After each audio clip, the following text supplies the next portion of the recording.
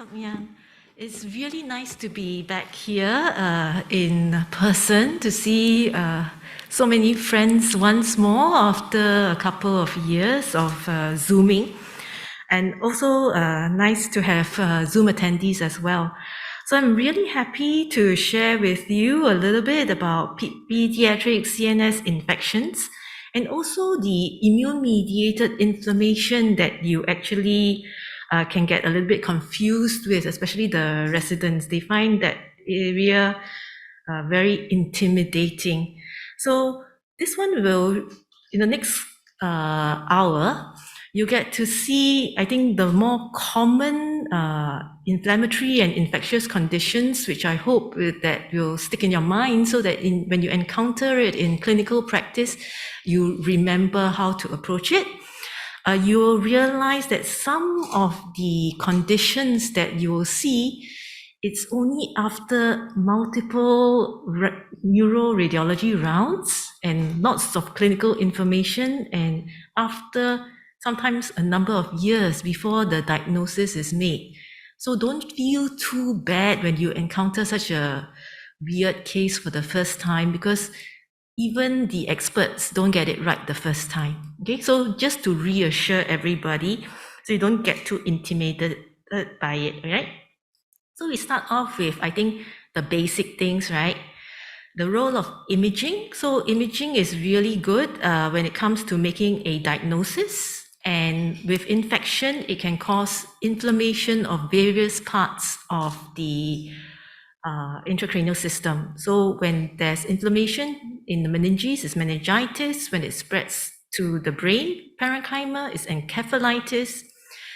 Imaging is really good in actually picking up the complications that may occur with the inflammation that has started off.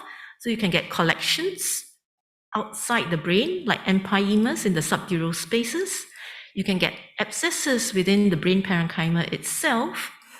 And do realize that there are vessels in the cranium. So venous thrombosis is something that you always look out for when we see inflammation.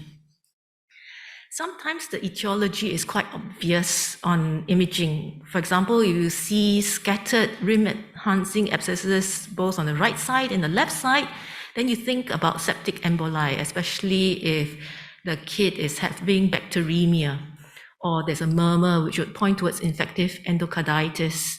So although this is neuroradiology, pediatric covers from head to toe, so it's back to basics as well, right? Sinusitis, because the sinuses are very close to the dura and important areas. So the infection can actually spread up like through the cribriform plate to involve the frontal lobes, for example. Or kids get otomesoditis, they get ear infection fluid in the middle ear cavity and also the mastoid air cells. Then you worry that the infection may have the potential spread to the temporal lobes, and also the sigmoid sinus is over there. So you'll look at for the enhancement of the sigmoid sinus. The modalities of available for the pediatric patient include CT, so that's quick and fast when you want to know whether there's an abscess that needs drainage as soon as possible. In the pediatric population, where the fontanelles are still open, we use cranial ultrasound quite a lot. Because cranial ultrasound is readily available, you need trained staff, of course. The sonographers must be quite good, and they are quite experienced, at least in the pediatric hospital.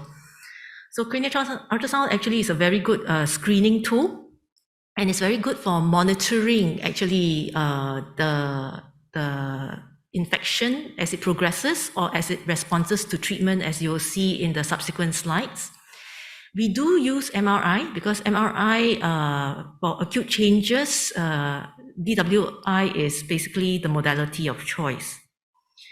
Okay, so let's take a look at the first case where you can see CT is really excellent at depicting rim-enhancing abscesses in both frontal lobes very quickly. And you see on the coronal image, the cause of it would be probably sinusitis. You realize on the coronal CT image, you can actually see an air pocket intracranially, right?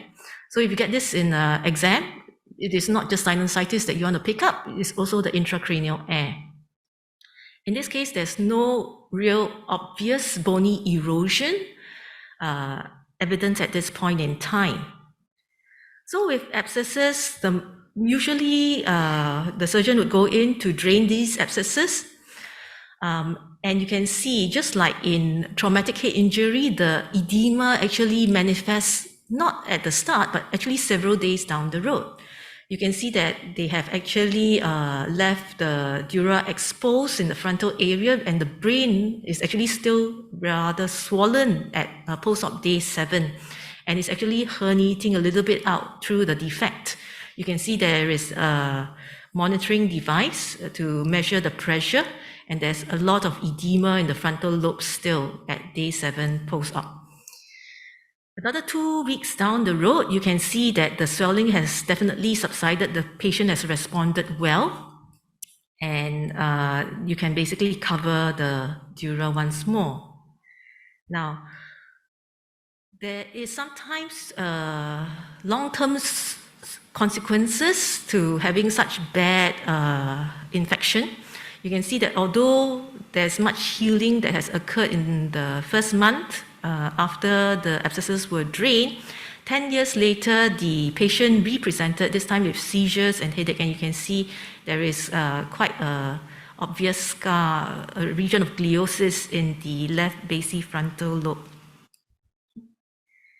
So that's the advantage of doing CT, quick and fast method, and if you need to surgically intervene, it is a decision that can be made quickly. Cranial ultrasound is what we use frequently to actually image the babies with open fontanelles. So these are just some examples of the types of infection that you can see on cranial ultrasound. So in a newborn, when you see echogenic foci like this in the parenchyma, like that, you would think of calcification, and in a newborn, the possibility of intrauterine infection, so the torch infection. In this case, this turned out to be rubella. So the infections, the calcification that you see can be small, okay, like that. They can also be much bigger. So you can see this chunky calcification in the wall of the right frontal horn. And you can see that that's not the only calcification. There are smaller ones in the wall of the ventricle as well. And this turned out to be CMV infection. There's more florid calcification in this term infant who had intrauterine growth retardation and congenital CMV infection. You can see calcifications in the parenchyma, in the walls of the ventricles, in the deep gray nuclei, in the temporal lobe, over here and over here as well. So when you do MRI, in this case, you can see the calcifications as areas or foci of hyper-intense T1 signal, just like corresponding to those that you see on the cranial ultrasound.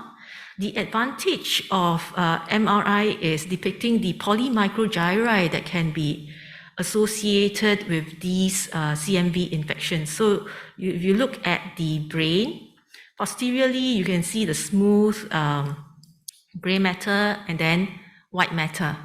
Over here, you realize that, the sulcation doesn't look quite right? It looks a little bit as if some sulci are missing.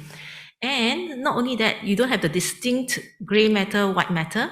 What you have is a little bit of a lumpy, bumpy appearance, and this is polymicrogyri. So instead of a nice gyrus like this, you get very small, tiny gyriform appearance of the cortical surface bilaterally.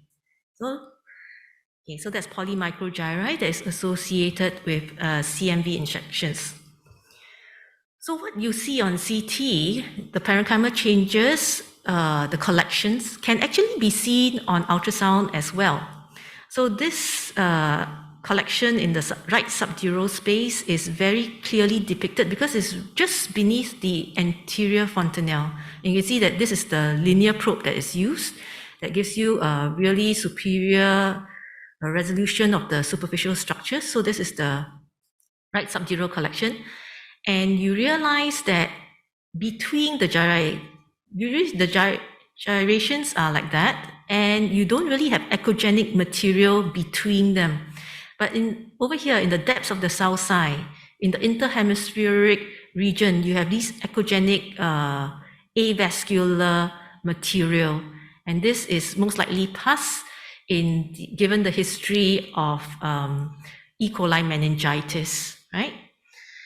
And you can see that when you turn on the color Doppler, there's actually increased vascularity of the leptomeninges, which is in keeping with inflammation. Not only do we use cranial ultrasound to actually pick up these areas of abnormality, we use cranial ultrasound frequently for follow-up of the abnormalities that we see on the initial scan. So in this premature 1-week-old with seizures, the initial indication was to rule out intraventricular hemorrhage. So on the initial cranial ultrasound, you can see that there is echogenic hemorrhage in the left frontal horn. The rest of the ventricle looks quite all right, but the very next day, you can see that from just hematoma or echogenic material in the left frontal horn, the brain now looks extremely abnormal. So you have areas of increased echogenicity happening, right, in both cerebral hemispheres. You also have areas where it is more hypoechoic, darker. So it's just like chest X-ray. When you see a lucency, it's abnormal because it could be a pneumothorax. You see in areas of opacification, it could be consolidation, and that's not abnormal as well. So same thing on ultrasound. Areas which fall outside the range, whether it's echogenic or hypoechoic like here, are all areas of abnormality. And this turned out to be serraceous sepsis. Here we have another rather abnormal looking brain. You can see again a premature baby. So premature babies, because they are premature, all their organ systems are a little bit not working so well. So the lungs have got surfactant deficiency, the gut are at risk of neck, in the brain they are at risk of hemorrhage, and their immune system is also suboptimal, and they are at risk of infection. So you have to be careful when dealing with premature babies. So we have this premature twin with presumed sepsis, and this is day 6 of life. You can see that both cerebral hemispheres are highly abnormal. They're really echogenic and quite extensively so. And if you actually do a cranial ultrasound image from the side, you almost get a so-called axial image of the cranium, very similar to what you get with CT and MR, just that the orientation is 90 degrees rotated, right? And you can see it's so quite extensive. It's not just the frontal lobes, it's temporal lobes, occipital lobes as well, only sparing maybe the deep gray nuclei.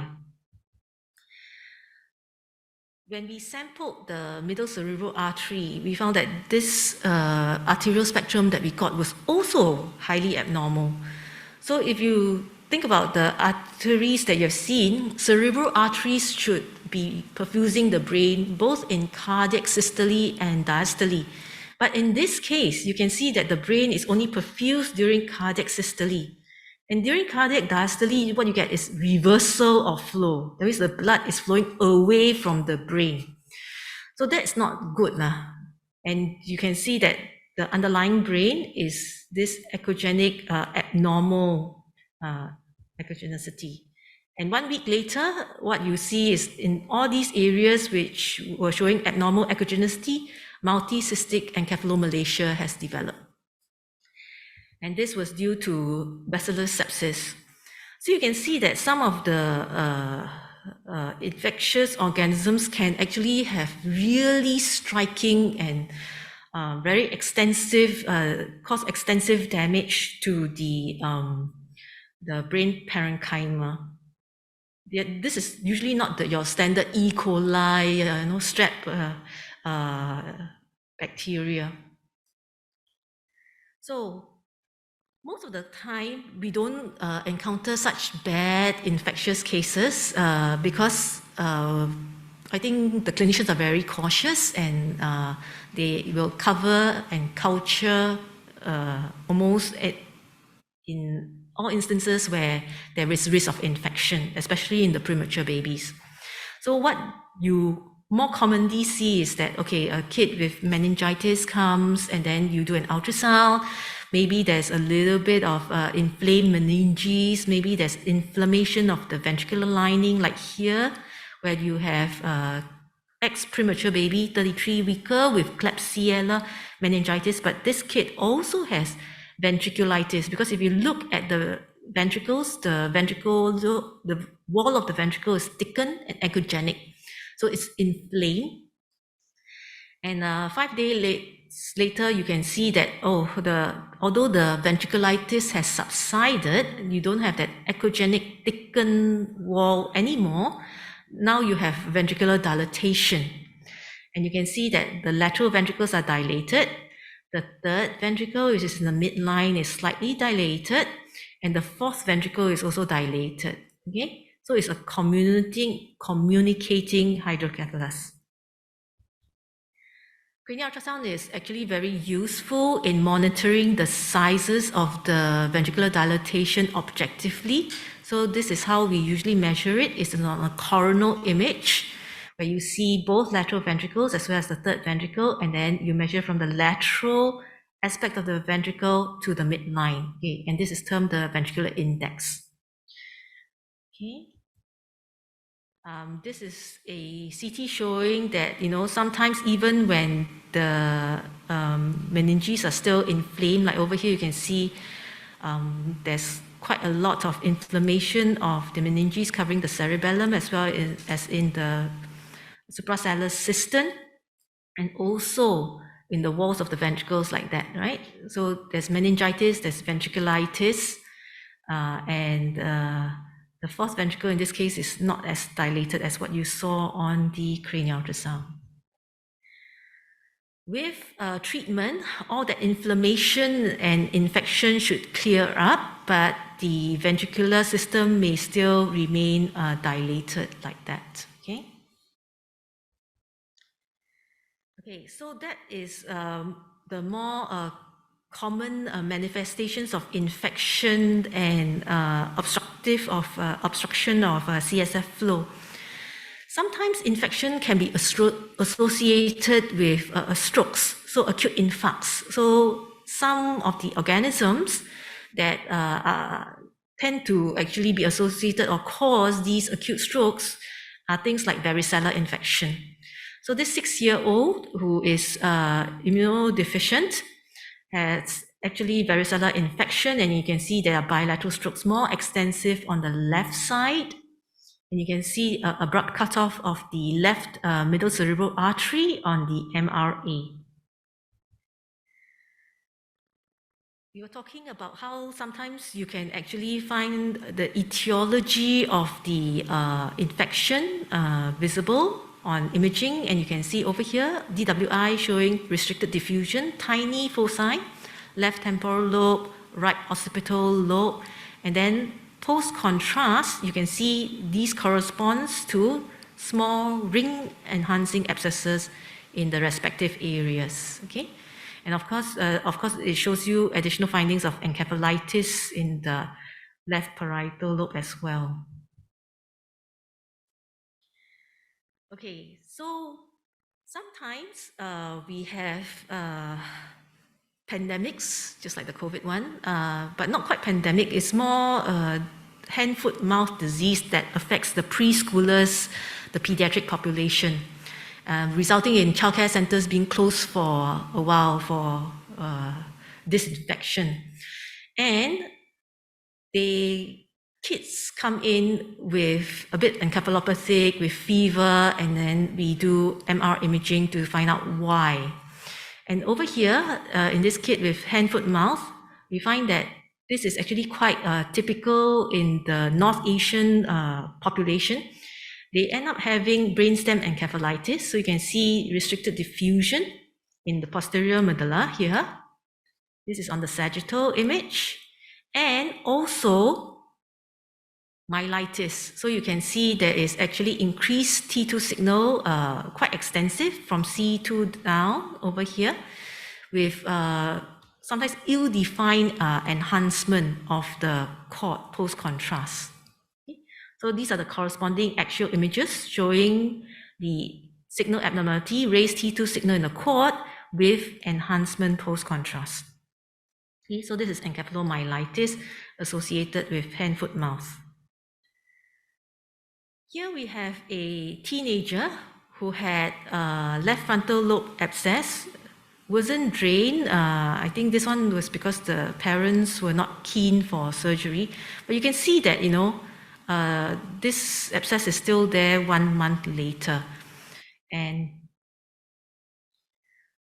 most of the time, if you have such a big abscess, there's a limit to how much antibiotics can treat it. Here we have a 16-year-old, a teenager, this time having a left temporal lobe encephalitis. And you always have to check the vessels. So you can see in this individual, there is a thrombus, a filling defect in the post-contrast sagittal image. This is the left sigmoid venous thrombosis that is associated with the left temporal lobe encephalitis. Here we have sinusitis in a teenager, and this has actually spread likely through the neuroforamina with neuritis. This is not so common, I think, where you have neuritis of the left fifth nerve, and then you can see the DWI actually shows pus in the left prepontine cistern, with meningitis around the left fifth nerve as well. So here we have a younger immunocompromised patient, pre-ALL on chemotherapy with seizures, and they were concerned about fungal sinusitis. So you can see there is lots of mucosal thickening in the paranasal sinuses, and you can see over here there is signal abnormality in the basal frontal lobes just adjacent to the cribriform plate. So the infection has actually crossed the cribriform plate with encephalitis in this region. And you'll realize that, if you are imaging quite early, there may not be erosions of the bony cribriform plate at that point in time. Sometimes the changes of infection are less florid, like what I have shown you, because the patient presents earlier and they are treated sometimes with antibiotics even before they come to the hospital. You can see that the subtle findings is over here. There is inflammation of the left frontal meninges. On DWI, you don't see the pus as clearly as what we saw on the earlier slide, but you can definitely see that the CSF signal is no longer present, and FLAIR imaging, there is abnormality in that area as well. When the changes affect the brain parenchyma, like here, where you have abnormal T2 signal in the brain parenchyma, and then you can see enhancement, then this would be encephalitis. This patient presented with focal status epilepticus. So in this case, it was the infection which was causing it, right? Here we have another more subtle case where the changes are clear on DWI initially, where you have pus in the subarachnoid space going into the depths of the cell sign. Again, you can see intermediate signal overlying the left frontal lobe on coronal flare.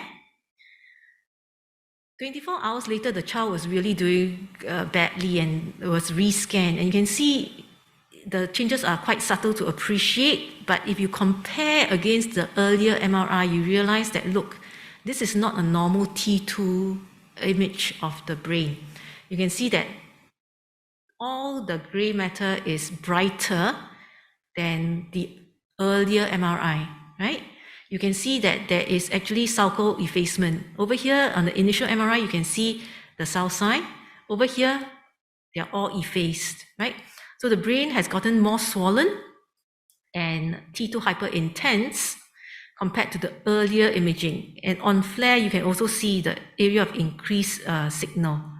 So I think the important thing is to realize that when you look at the T2 image, you have to actually pay attention, because if you're just looking at this in isolation, sometimes because the changes are symmetrical, it may not stand out so clearly to you, especially when you are new at looking at MRI.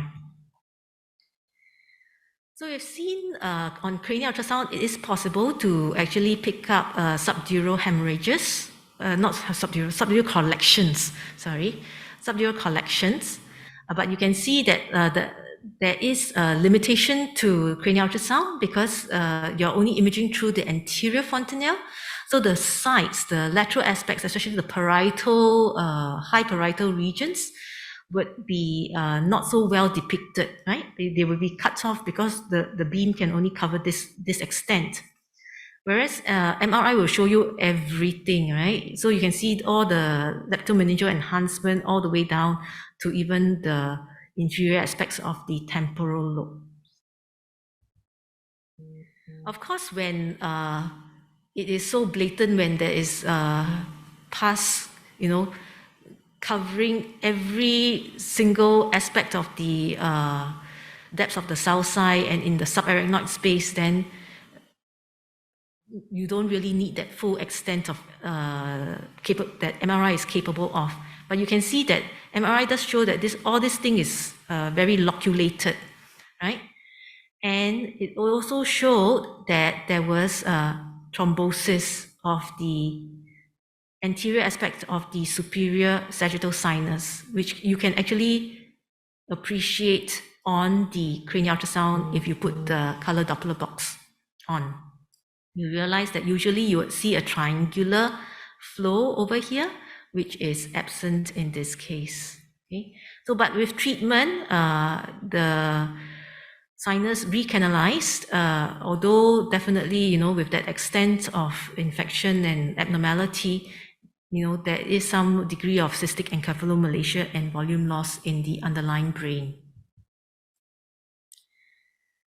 In herpes infection, the typical location of it would be in the temporal lobes. So you can see there's increased signal in the temporal lobes, in the insula, nicely appreciated on FLAIR imaging as well as the T2 weighted image as well. They can progress rather rapidly. So this is the CT from the very next day. So although it was confined to the temporal lobe on the initial MR, we can see the very next day you have effacement of the sulci, you have effacement of the basal systems, you have white cerebellar sign. So this is global damage. So the significant learning points is that there's still actually quite a bit of morbidity and mortality from infection, even though we have so many more new antibiotics. I just want to draw your attention to the point that cranial ultrasound is still very useful, especially in pediatric patients with open anterior fontanelle, for both in diagnosis as well as in monitoring treatment and looking for complications. Of course, MRI is still excellent for the acute infarcts, the subtle changes that you saw, as well as myelitis, okay? Because once it goes in the cord, then MRI is the modality of choice. But children require general anesthesia for MRI, especially beyond the neonatal period and, up to maybe 6-7 years old, when they are a little bit more cooperative and can go to school and follow instructions from the teachers. And MRI is definitely more expensive than cranial ultrasound. For monitoring ventricular sizes, if that is the sole aim, we actually have a limited T2 weighted sequence just to answer that specific question, to bring down the cost of MRI for our pediatric patients. Okay, so that is the main bulk of stuff for infection. Okay, I'm going to pause a little bit And then we are going on to the next one, back to back, right?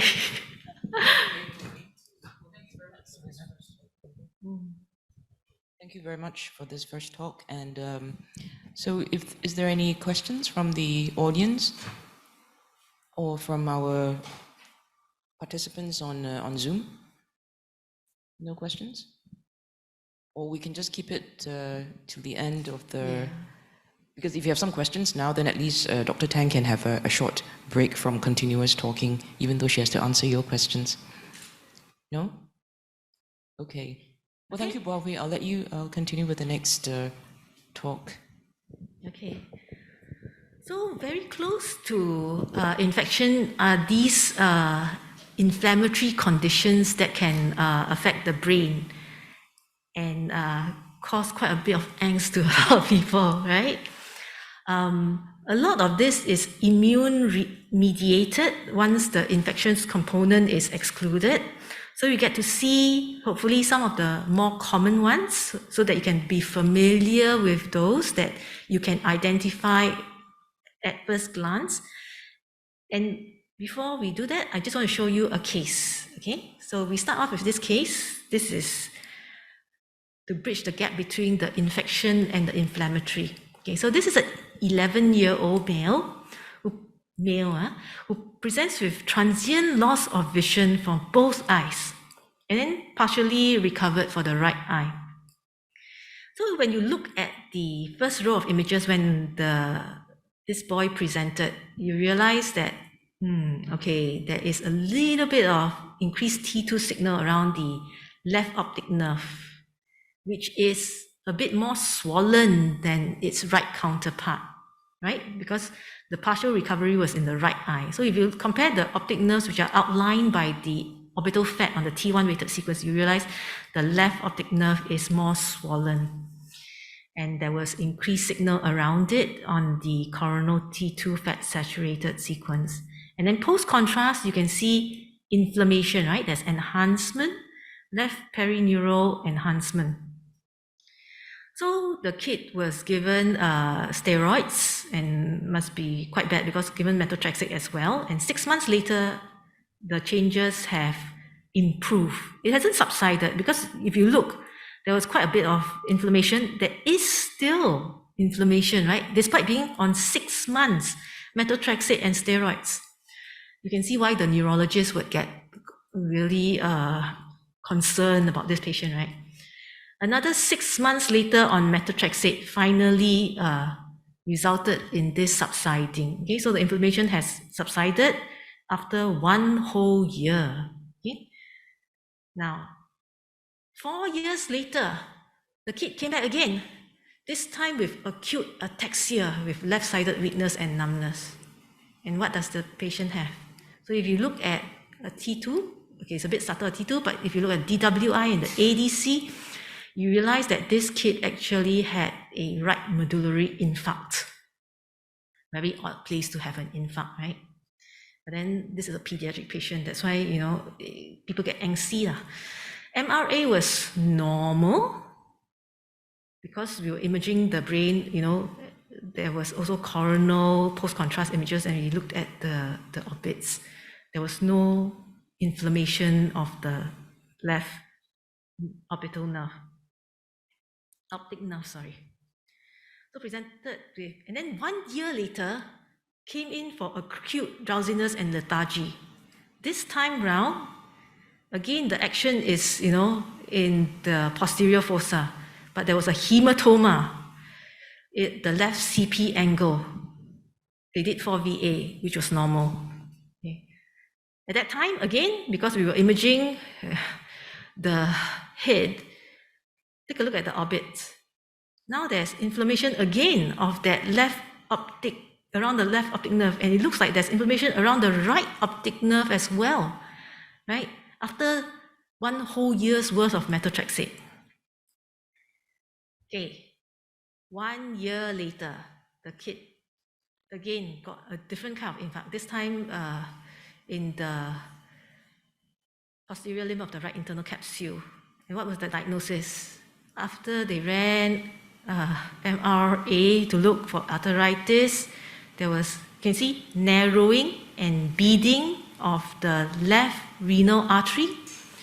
So you can see that sometimes the diagnosis is really not clear-cut on first imaging.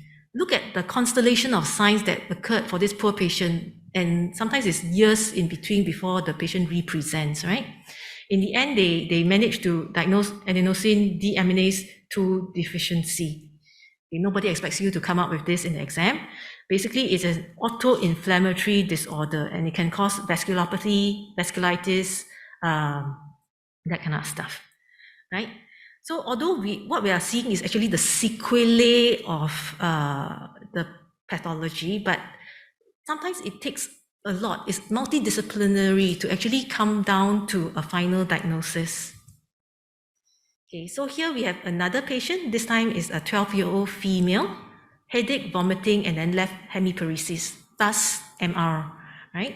And you can see, yes, she does have an acute right hospital infarct. MRA was normal. They imaged lower down because they were concerned that, she was having arteritis. And on here, okay, this is not neuro, but this is chest, a little bit lower down.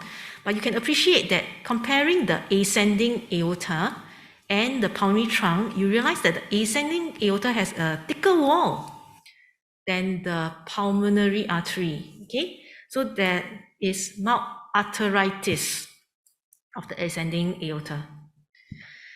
2 years later, you can see the inflammation and thickening of the wall of the ascending aorta has subsided. You compare the initial compared to the follow-up.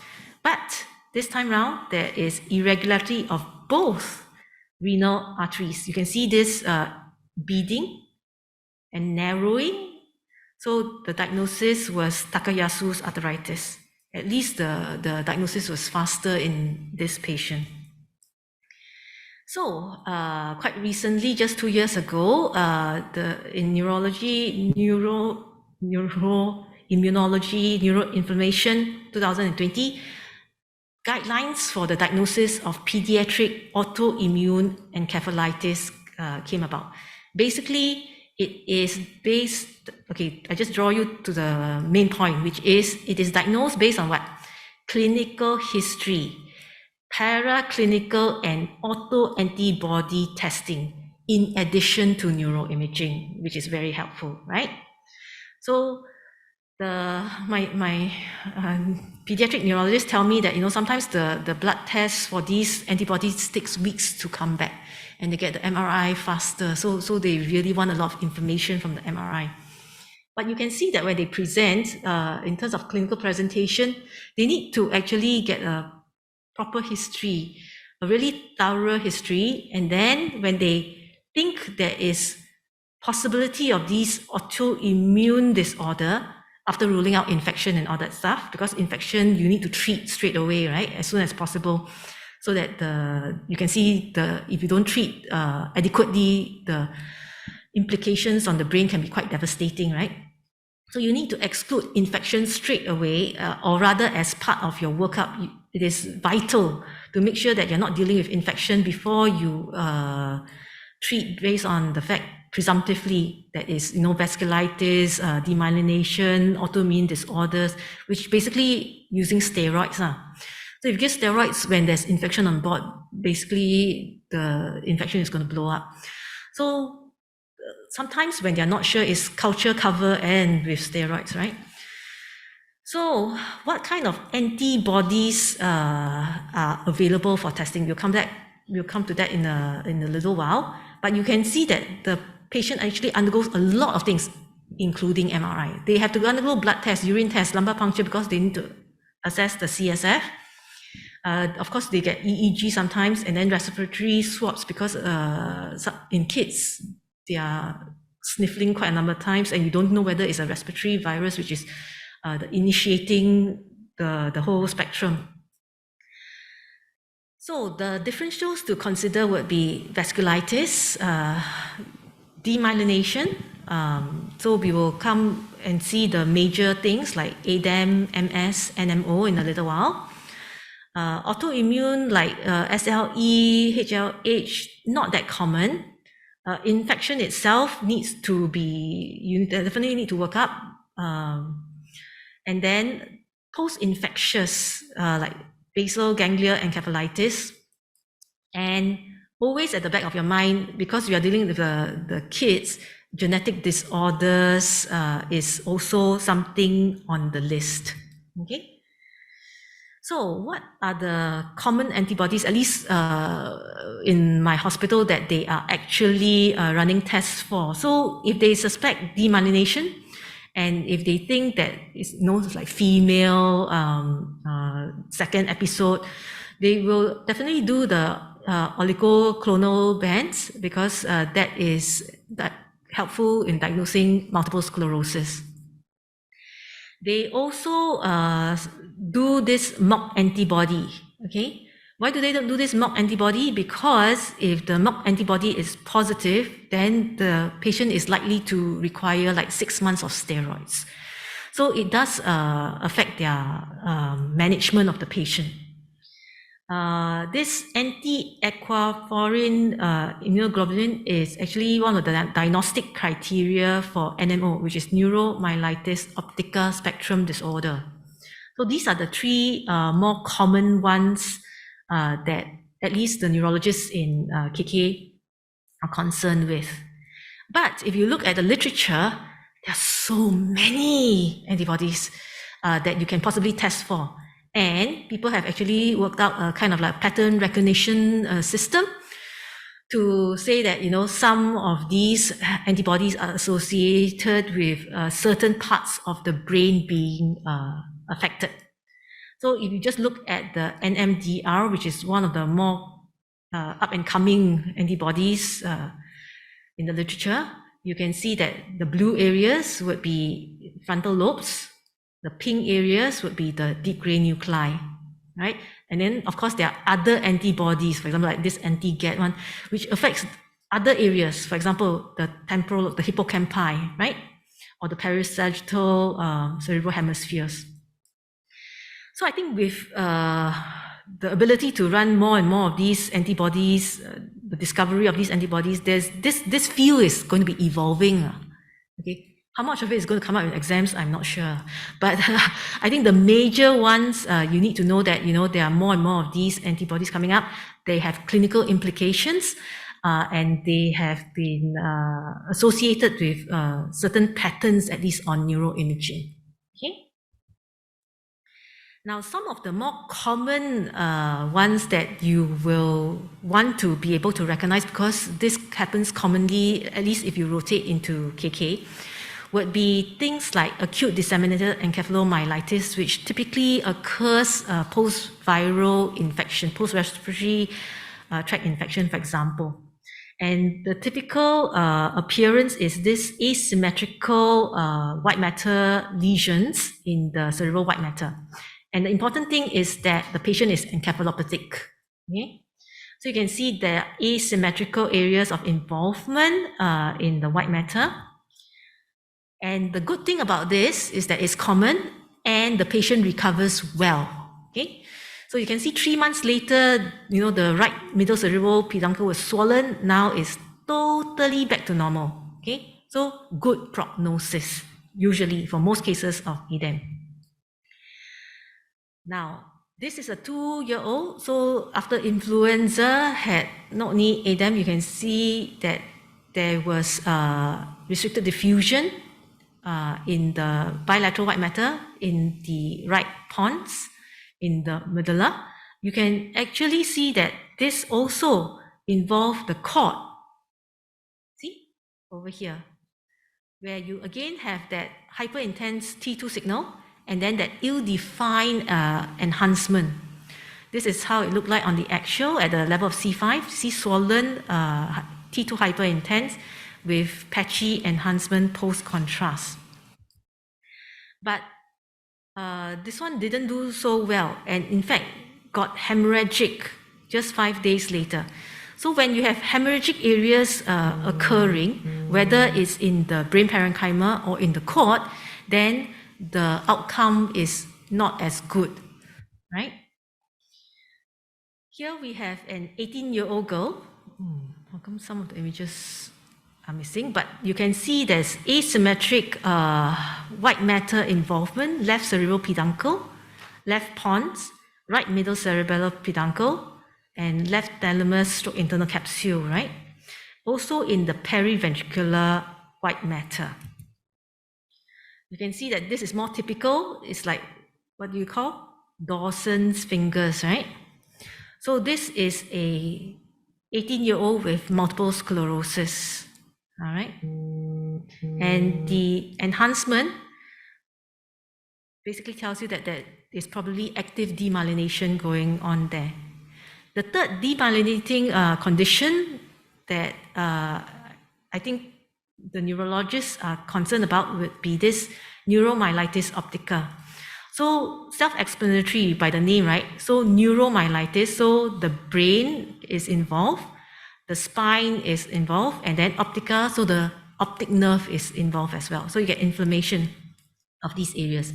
And typically it is the area around the third ventricle and in the medulla, like over here.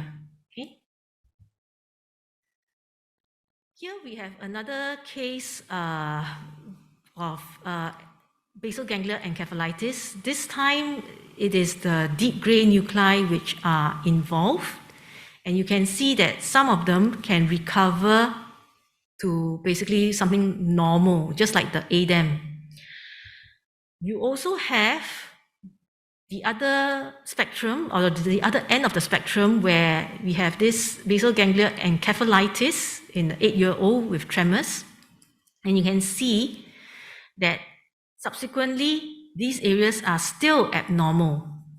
And later on, 4 years later, they finally make the diagnosis of mitochondrial disorder. Another case of basal ganglia encephalitis, and this turned out to be autoimmune. So you can see that this one, 3 months later, it is less swollen, but you can still appreciate the abnormal hyperintense T2 signal in the caudate and lentiform nuclei. Of course, when you see bilateral symmetrical changes like that, you need to go through your differentials, and that will be showing up in the workup for the patients as well. One of the very classic unmini cases would be ANAC. This one was actually associated with COVID infection. So you can see this was actually quite extensive, because the typical ANAC imaging findings would be the swollen T2 hyperintense thalami. Sometimes they can get hemorrhagic. And this one, you get more extensive changes. You look at the lentiform nuclei which are involved, you look at the cerebellum, you look at the cerebral peduncles. So this was a very, very extensive case. ANAC, the patients with ANAC do worse than ADEM because the thalami are involved, and you can see hemorrhage is actually quite a constant feature for quite a number of these patients. Once you have that, you have necrosis, right? You can see enhancement in that area as well. So you can see over here, the hemorrhages in the thalami are very blatant on the SWI imaging, right? In this kid who has influenza B, ANAC, all kinds of viruses can be associated with ANAC, and there is a range of imaging features. But the classic thing is that both thalami get very swollen and very T2 hyperintense. Of course, you have to make sure that the internal cerebral veins are patent, because one of the differentials is thrombosis, right? So with time, some of them recover, some of them don't do so well. You can see in this case, you have cystic encephalomalacia in both thalami, which has now shrunk quite a lot. And in the other areas which were abnormal, now you have encephalomalacia as well. So demyelination can affect the brain. It can affect the cord, like we have seen. It can be just a short segment, like here, or it can be pretty extensive. So when it's more than 3 vertebral bodies, people use the term longitudinal extensive transverse myelitis. And we actually see that the myelitis in children tends to be long segment, at least, in the pediatric patients in my hospital. In this case, it can go hemorrhagic. So you can see there is actually susceptibility within the swollen T2 hyperintense conus. And of course, once hemorrhage occurs, whether it's in the brain or in the cord, the prognosis is not so good. Okay, the last slide is just to highlight that,